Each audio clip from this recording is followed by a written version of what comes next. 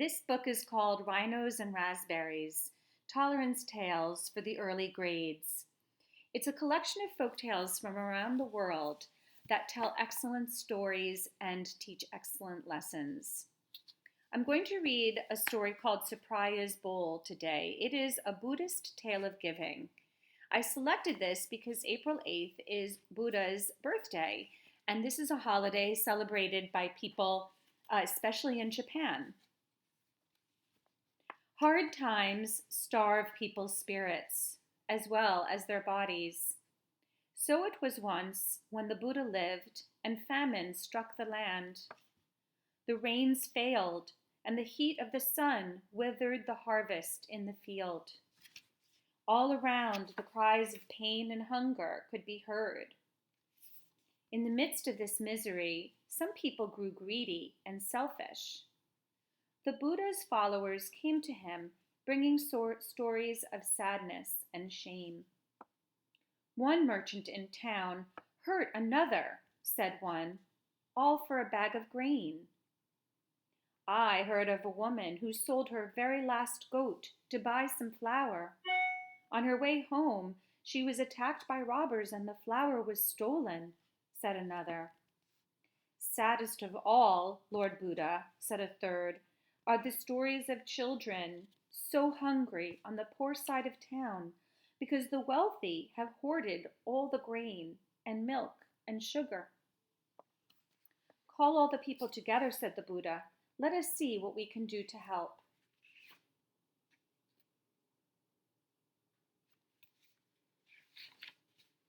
So the Buddha's followers called a big meeting. Hundreds of people came, rich and poor, well-fed, and those that were hungry. Out of respect for the Buddha, they came to hear his words. The Buddha said, "Citizens of this fair land, surely there is enough food in the storehouses of the wealthy to feed everyone. If the rich share what they have in the lean season, then you will all survive to enjoy the benefits of the next good harvest." The poor and the hungry looked hopeful at the Buddha's words, but the rich people grumbled. "My granary is empty," one said, not with truth.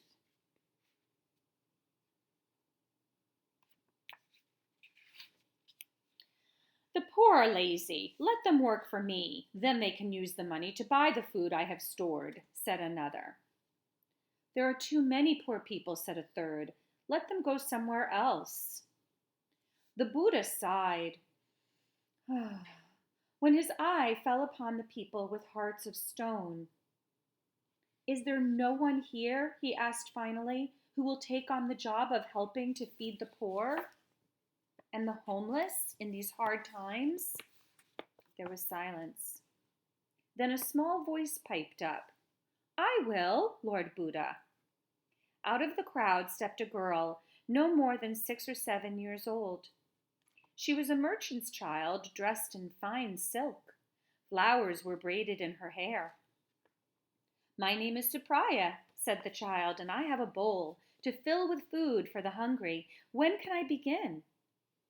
The Buddha smiled. "Small child," he said, "your heart is filled with love, but how will you do this alone?" Supriya replied, "Not alone, Buddha, but with your help. I'll take this bowl from house to house and ask for food for the poor. I will not be refused, I know it." Looking at the child with her earnest face and shining eyes, even the most selfish among those present grew ashamed. "I have a little grain in my storehouse," mumbled one. "I have some pickled mango from the summer's harvest," said another. "My father was poor once. I'm ashamed to have forgotten," muttered a third.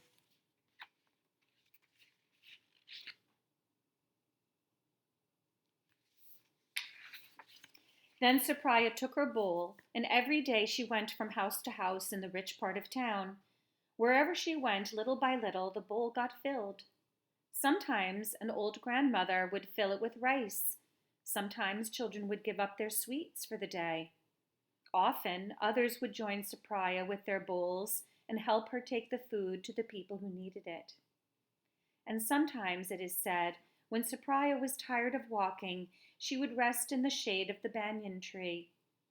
When she awoke, she would find the bowl had magically filled itself.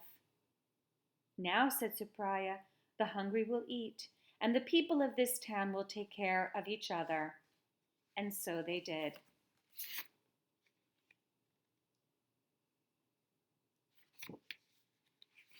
I wonder if that reminds you of the story of stone soup. Think about how it's similar. Have a great day.